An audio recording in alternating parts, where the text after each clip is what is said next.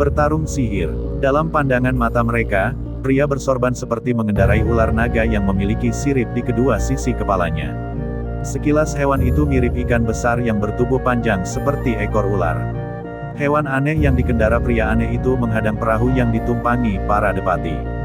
Raden Sabtu yang terkena racun masih tak sadarkan diri, kini mereka mendapat ancaman lebih hebat lagi. Depati Santun segera menutup pandangan matanya. Dalam keadaan mata tertutup, ia tak terpengaruh dengan ilmu sihir lawan.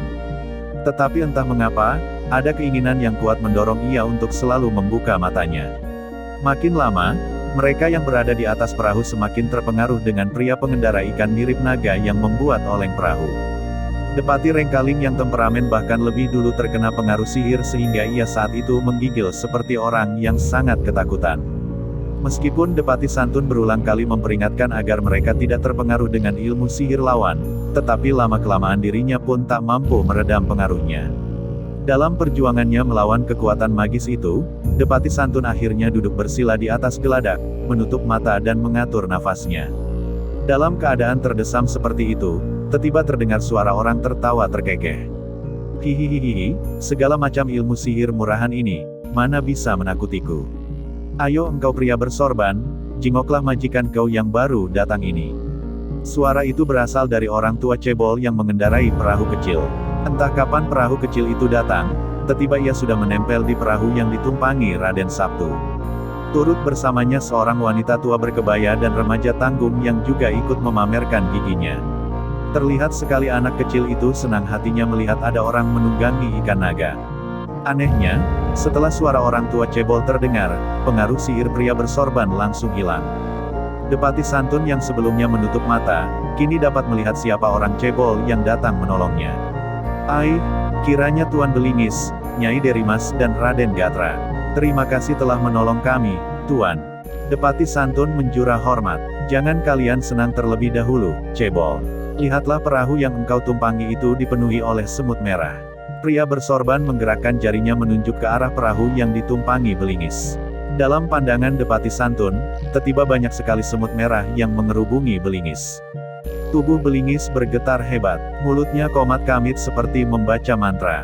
Dengan cara yang sama, jarinya menunjuk ke arah lawan. Ikan mirip naga yang ditumpangi pria bersorban telah berubah menjadi perahu biasa. Dan tiba-tiba semut merah yang tadinya menyerang perahu Belingis, pindah ke perahu lawannya. Kau makanlah bersama semut rang-rang itu. Aku tak sudi. Bukankah engkau juga tak suka dengan semut, Nyai?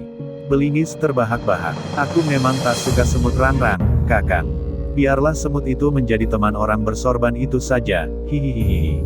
Nyai Derimas kini yang terkekeh. Adu ilmu sihir itu terus berlangsung.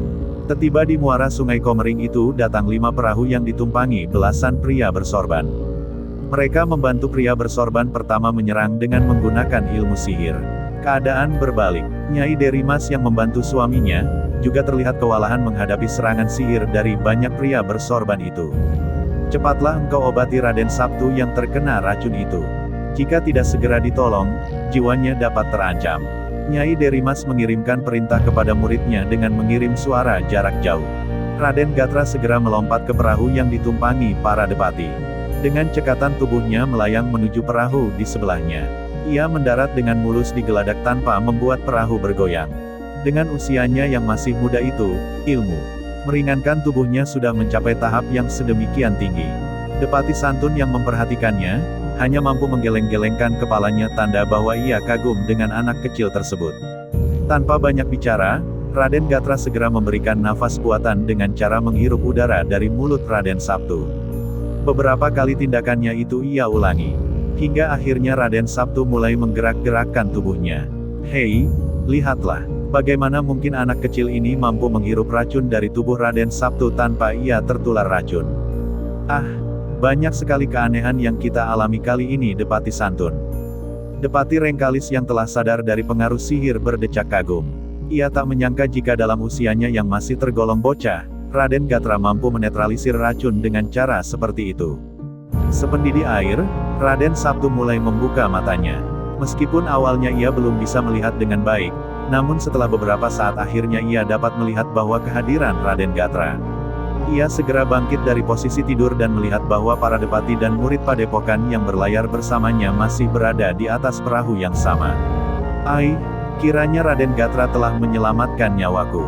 Terima kasih, jika saja engkau terlambat datang mungkin nyawaku telah melayang.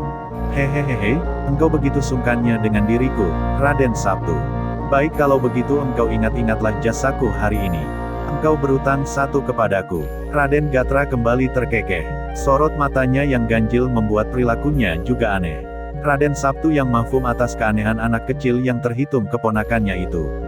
Ia tak menanggapi ocehannya. Pandangannya diarahkan kepada Belingis dan Nyai Derimas yang tengah terdesak diserang oleh ikan mirip naga oleh belasan orang bersorban. Hei, kalian orang-orang bersorban. Mengapa kalian memakai sorban ular kobra? Raden Sabtu tiba-tiba berteriak nyaring. Teriakannya itu langsung mempengaruhi adu ilmu sihir itu. Kakek Belingis dan Nyai Derimas yang sebelumnya terdesak, tiba-tiba mendapat bantuan dari suara yang diteriakkan oleh Raden Sabtu. Ai, engkau telah siuman Raden Sabtu. Mereka itu sepertinya tahu engkau menguasai ilmu kebatinan yang mumpuni. Serangan pertama yang meracunimu itu sudah direncanakan mereka sebelumnya. Nyai Derimas tiba-tiba bicara seperti orang normal. Akibat pengaruh suara Raden Sabtu, belasan pria bersorban nampak memejamkan matanya dan bersemedi. Sedemikian hebatnya pengaruh suara yang dilontarkan putra Pangeran Arya Mataram itu, sehingga orang-orang berhidung mancung yang sebelumnya di atas angin tiba-tiba sekuat tenaga berupaya lepas dari pengaruh suara Raden Sabtu. Bukalah mata kalian, lihatlah siapa aku. Raden Sabtu kembali mengeluarkan suara. Pria bersorban yang tengah bersemedi memejamkan mata tiba-tiba terpengaruh oleh suara itu. Mereka sontak membuka mata dan langsung bersujud ketika melihat Raden Sabtu. Di mata mereka Raden Sabtu itu adalah guru mereka yang sangat mereka takuti. Ampunkan kami, guru. Kami tak tahu jika yang kami serang itu adalah engkau. Terimalah sujud kami sebagai permintaan maaf.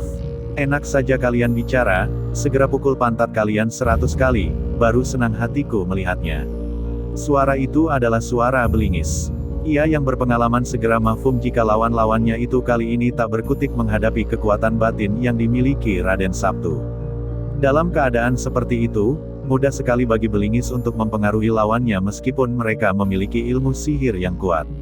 Siap, guru, seru mereka hampir berbarengan. Dar, dar, dar. Tiba-tiba terdengar suara letusan senjata api. Bau mesiu langsung menyengat. Dari pinggiran sungai nampak puluhan orang bercadar melepaskan tembakan asap beracun ke perahu yang ditumpangi Raden Sabtu. Seketika belasan pria bersorban yang hendak memukul pantatnya tersadar. Celakalah engkau anak muda. Lihatlah air di sungai ini berubah menjadi es. Suara itu yang dikirim dari daratan itu terdengar mentereng. Belingis dan Derimas segera terpengaruh. Demikian pula dengan para depati dan murid padepokan tinggi Panular. Jangan dengarkan suara orang geblek itu. Kalian dengarkanlah perintahku. Air sungai yang membeku kini mencair kembali. Raden Sabtu kembali berteriak kencang. Namun kali ini suaranya terdengar tak sekeras sebelumnya. Hebat sekali orang yang berada di daratan itu, Raden Sabtu bergumam sendiri. Bulu kuduknya tadi langsung merinding mendengar suara yang dikirim dari daratan tersebut.